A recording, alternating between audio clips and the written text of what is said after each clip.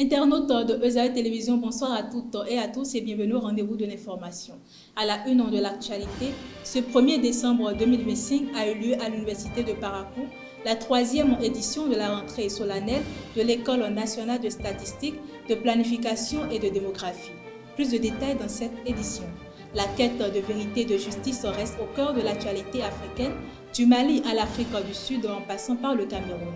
Et puis en sport, les Guépards U15 scolaires du Bénin ont dominé les étalons U15 du Burkina Faso 1-0 lors de la Coupe UFOAB U15 scolaire et se qualifient pour la finale. Restez avec moi pour la suite.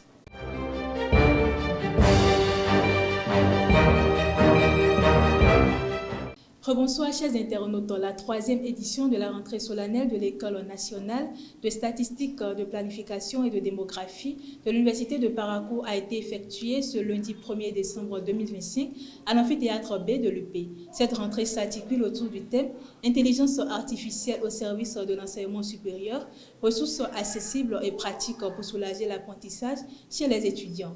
Elle vise à montrer aux étudiants comment l'intelligence artificielle peut devenir un véritable levier d'amélioration de la réussite académique. Retour sur cet événement avec nos reporters. La 3e édition de la rentrée solennelle de l'École nationale de statistique, de planification et de démographie ENSPD de l'Université de Parakou s'est tenue ce lundi 1er décembre 2025 à l'amphithéâtre B.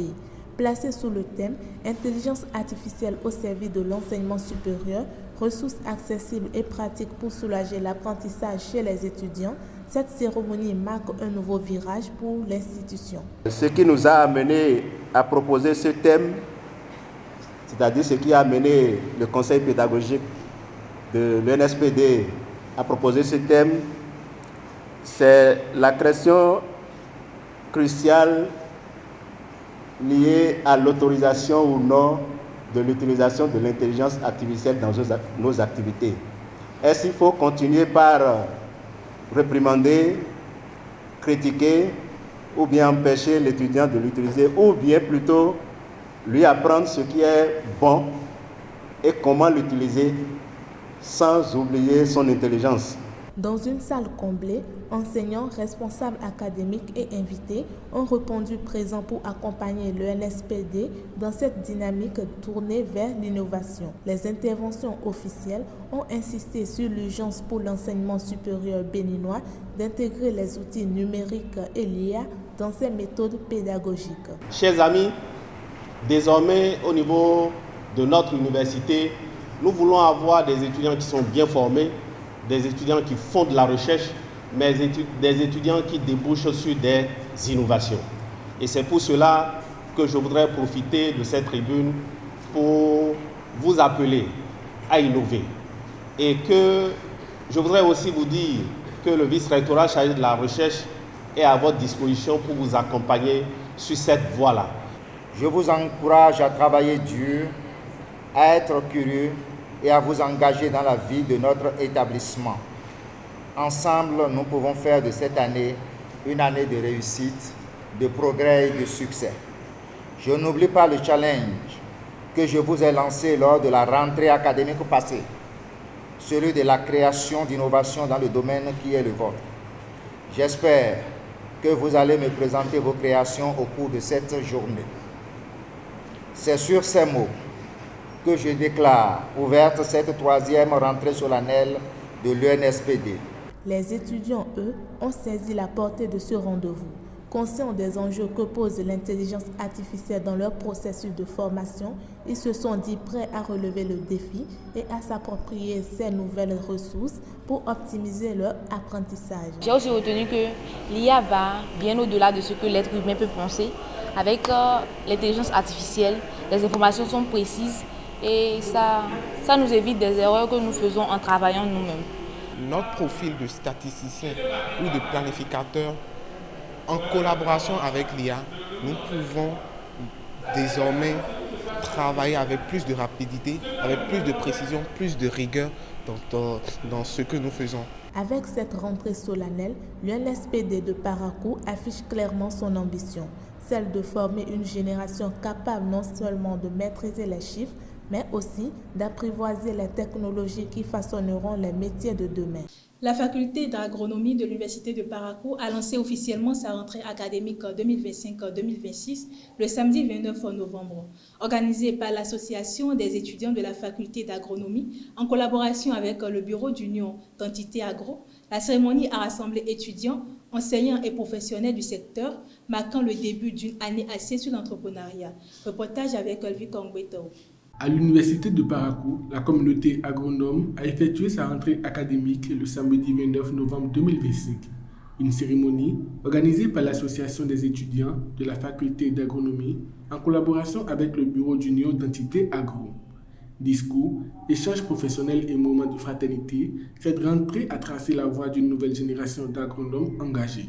Le président de l'Association des étudiants de la faculté d'agronomie de Parakou a insisté sur la nécessité de mieux outiller les jeunes pour qu'ils jouent pleinement leur rôle d'acteur du développement.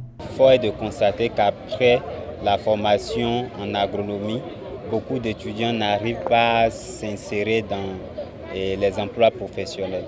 Alors nous avons pensé pourquoi pas déjà dès leur formation au niveau de la faculté, leur parler de l'entrepreneuriat qui pour nous représente le socle pour un étudiant de la faculté d'agronomie. Nous attendons surtout que nos étudiants soient aguerris sur tout ce qui est prise de conscience sur l'entrepreneuriat et aussi pour qu'ils puissent s'insérer dans les différents clubs que nous avons mis en place au niveau de la faculté et notamment le club d'entrepreneuriat. Placé sous le thème du rêve estudiantin à l'entrepreneur agricole accompli, l'événement a rassemblé les autorités de la faculté d'agronomie, les enseignants, les responsables d'institutions ainsi que les étudiants. La séance, enrichie par des séances interactives, a été suivie d'un panel pour permettre aux agronomes de mieux se positionner en tant qu'acteurs de développement. Mes impressions sont très bonnes. Nous étions face à des étudiants qui avaient quand même soif d'information dans le domaine de l'entrepreneuriat. Le rêve en tant qu'étudiant, c'est ça qui nous donne en fait l'énergie de pouvoir réussir.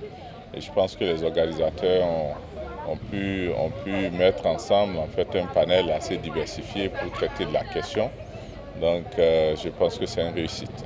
Étant un ancien étudiant de la faculté, c'est toujours un honneur de venir partager l'expérience avec nos jeunes frères afin de leur permettre de pouvoir aussi suivre les pas pour pouvoir atteindre leurs objectifs personnels. Les étudiants ont exprimé leur satisfaction après le lancement de la rentrée académique de l'agronome tout en se fixant des objectifs le long de leur cursus universitaire. Par rapport à la conférence d'aujourd'hui, moi j'ai beaucoup aimé parce que j'ai eu à acquérir mes compétences surtout dans le domaine de l'entrepreneuriat.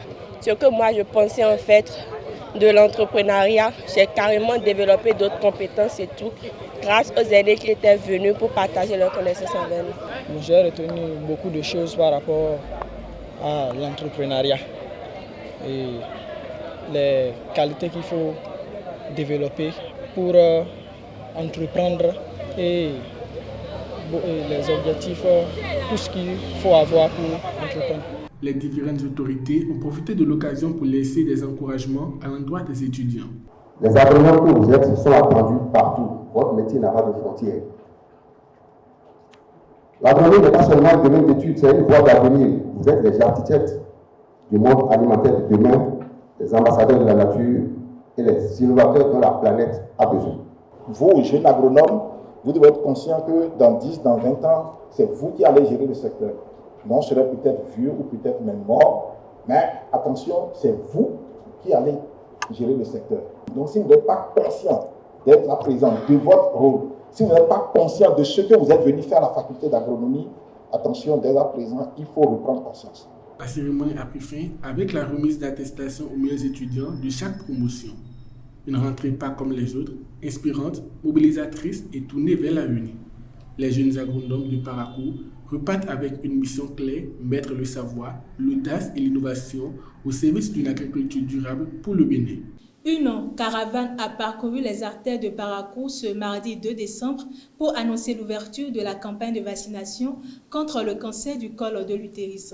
L'initiative vise à sensibiliser les parents et à mobiliser les filles de 9 à 14 ans pour la prise gratuite du vaccin HPV disponible dans les écoles et les centres de santé. L'opération se déroule sur l'ensemble de la zone sanitaire Parakou-Ndali. Tragédie à Parakou ce mardi 2 décembre. 2 enfants nigérians, un garçon et une fille, ont trouvé la mort après avoir été percutés par un camion chargé de coton à hauteur de Dema Radio FM. Selon des témoins, le conducteur aurait perdu le contrôle du véhicule qui a terminé sa course dans des boutiques en bordure de route. Les victimes, élèves du complexe franco-anglais, venaient à peine de descendre de leur bus scolaire lorsqu'elles ont été mortellement heurtées. L'accident a également occasionné d'importants dégâts matériels. À Pereret, les acteurs impliqués dans la commémoration du 128e anniversaire de la disparition du héros Sakai Rima ont tenu ce lundi leur première réunion préparatoire. Autour de la table, les autorités communales, les représentants de la dynastie Makararu, Dema Radio FM Parakou et l'ONG Derana. La séance organisée à la mairie a permis de dresser un premier bilan et de coordonner les actions à mener. Le maire, Dr Abdoulaye Nou, a ensuite présenté l'état d'avancement des préparatifs. Passons à la page internationale. 3 affaires, 3 pays, même en constat. Du Mali à l'Afrique du Sud, en passant par le Cameroun, la quête de vérité et de justice reste au cœur de l'actualité africaine. Enlèvement de journalistes, décès controversé d'un opposant en détention, condamnation tardive de policiers pour un crime de l'apartheid. Ces événements rappellent les zones d'ombre qui persistent dans la gestion des crises et des dossiers sensibles. Le point de ces faits avec Héroïne au Papana. Les 3 actualités qui traversent le Mali, le Cameroun et l'Afrique du Sud témoignent d'un même enjeu. La difficulté persistante à établir des faits clairs, à garantir la justice et à maintenir la confiance des populations. Au Mali, la diffusion de la vidéo des 2 journalistes de l'ORTN met en lumière le silence prolongé des autorités sur leur enlèvement. L'initiative revient au JNIM et non à l'État, ce qui alimente l'inquiétude et interroge la capacité des institutions à communiquer en temps de crise. Dans un contexte sécuritaire déjà fragile, l'absence d'informations officielles accentue le sentiment d'abandon autour des victimes et de leurs familles. Au Cameroun, le décès d'Anissé Ekane survient dans une atmosphère déjà tendue. Le refus de l'autopsie par la famille, l'accusation du MRC et les appels diplomatiques à la transparence montrent à quel point la confiance envers les procédures étatiques est érodée. Les zones d'ombre autour des conditions de détention et de l'accès aux soins questionnent davantage le respect des droits des détenus dans un contexte post-électoral sensible. En Afrique du Sud, la condamnation tardive de 2 anciens policiers pour un meurtre de 1987 rappelle que les crimes de l'apartheid continuent de peser sur un système judiciaire. Il faut près de 4 décennies et la pression des familles pour aboutir à un jugement. Cette lenteur, malgré la solidité des institutions, illustre la difficulté à solder les dossiers restés en suspens depuis la fin du régime raciste. Pris ensemble, ces faits révèlent un même fil conducteur. L'exigence de vérité reste un défi majeur sur le continent. Entre manque d'informations, procédures contestées et héritages non résolus, les populations se retrouvent souvent face à des institutions perçues comme opaques ou insuffisamment réactives. Une situation qui nourrit une méfiance persistante et souligne la nécessité pour les États comme pour les acteurs judiciaires d'assurer plus de clarté, d'équité et de responsabilité dans la gestion des affaires sensibles. Sport pour boucler cette édition en demi-finale du tournoi UFOA B U15 scolaire, qualificatif au championnat africain de football scolaire 2026. Les poulains de Sévérin d'Anha ont dominé le pays organisateur, le Burkina Faso 1-0, grâce à un but de Bachir Oumama à la 17e minute de jeu. Malgré la pression des locaux et l'ambiance du public, les guépards scolaires ont tenu jusqu'au coup de sifflet final de l'arbitre nigérian Ibrahim Mohamed. Le Bénin affrontera demain à 15h30 GMT. En finale, le vainqueur de l'autre demi-finale qui va opposer la Côte d'Ivoire au Niger.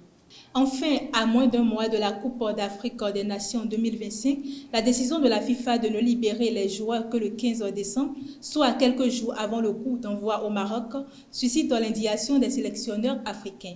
Patrice Baumel de l'Angola et Galot Roy du Bénin dénoncent un manque de respect et une perturbation majeure de leur plan de préparation. Les stages et matchs amicaux prévus sont compromis, laissant les équipes dans un climat d'incertitude à l'approche du tournoi. Mesdames et messieurs, c'est tout pour ce 13. Merci de m'avoir suivi. Bon appétit chez vous et à très bientôt.